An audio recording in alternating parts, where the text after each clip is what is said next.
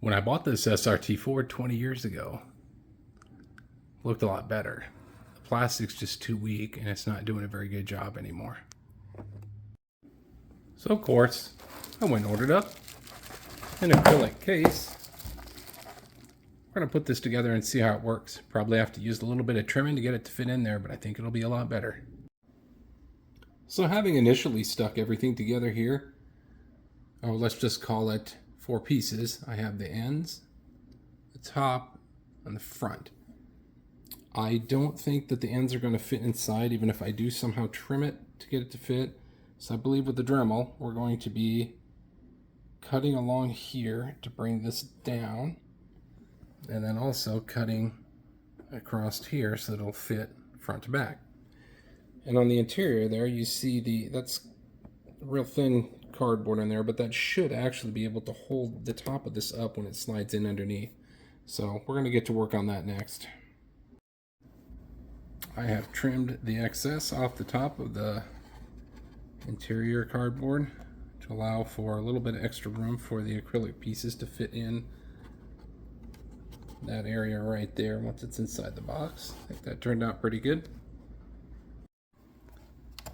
So after a little cutting with the Dremel, end to end, I think we're good, but we're still just sitting a little bit high. You can see that just sitting above the level of the top of the box there. So we're going to do a little more trimming.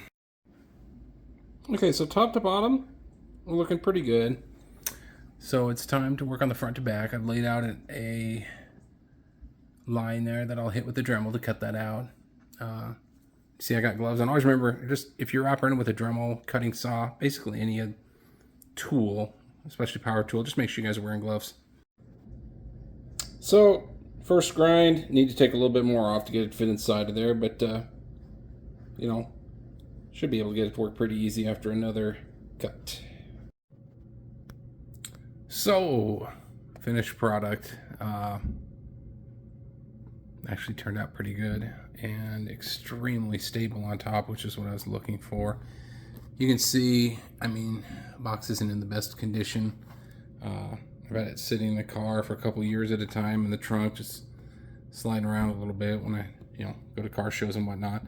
But all in all, this actually turned out really well and in a lot of ways better than I expected, and it certainly looks better than it did before with that flimsy piece of thin plastic in there. This acrylic plastic is very nice, so really quite pleased with how it turned out.